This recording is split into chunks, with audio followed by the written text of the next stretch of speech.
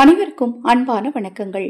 26/2/2025 மாசி மாதத்தின் 14ஆம் நாள் மாசி புதன் கிழமையில் மகா சிவராத்திரி. இந்த இலையை கையில் வைத்துக்கொண்டு சிவனிடம் உங்கள் பிரார்த்தனையை வையுங்கள். உங்கள் பிரார்த்தனைகள் சிவனருளால் நிச்சயமாக நிறைவேறும்.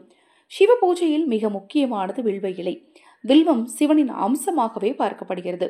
3 இலைகளை கொண்ட வில்வ இலை சிவனின் திரிசூலத்தை குறிப்பதாக சொல்லப்படுகிறது. இந்த 3 இலைகளும் முறையே இச்சா, கிரியா மற்றும் ஞான சக்திகளை குறிப்பதாகவும் சொல்லப்படுகிறது.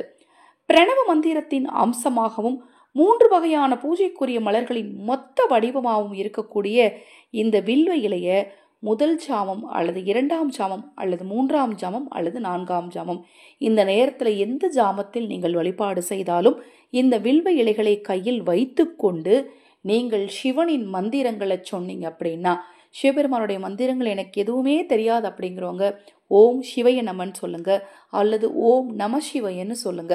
இந்த 2 மந்திரத்தில் ஏதேனும் ஒரு மந்திரத்தை நீங்கள் சொல்லி நீங்கள் உங்கள் வேண்டுதலை கையில் வில்வ இலை வச்சுட்டு சிவபெருமானிடம் சொன்னீங்க அப்படின்னா கண்டிப்பாக உங்கள் வேண்டுதல்கள் நிறைவேறும்.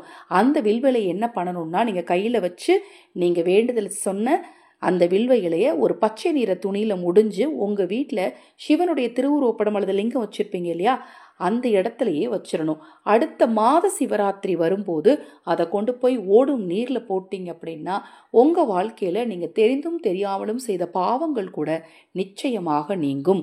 இன்று வில்வ இலையை கையில் வைத்துக்கொண்டு நீங்கள் சிவ வழிபாடு செய்யுங்கள். சிவனருளால் உங்கள் தேவைகள் அனைத்தும் நிச்சயமாக பூர்த்தியாகும். நம்பிக்கையோடு வழிபாடு செய்யுங்க. கண்டிப்பா நல்லதே நடக்கும்.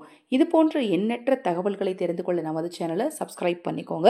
பூஜை பொருட்கள் தேவைப்பட்டாலும் சர்வமும் சகலமும் வசியமாக சர்வ சகல வசிய தாயத்து உங்களுக்கு தேவைப்பட்டாலும் 9344692042 இந்த வாட்ஸ்அப் எண்ணுக்கு தொடர்பு கொள்ளுங்க.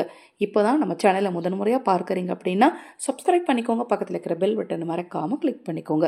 அனைவருக்கும் எனது அன்பு வணக்கங்களை கூறி இந்த பதிவை நிறைவு செய்து கொள்கிறேன்.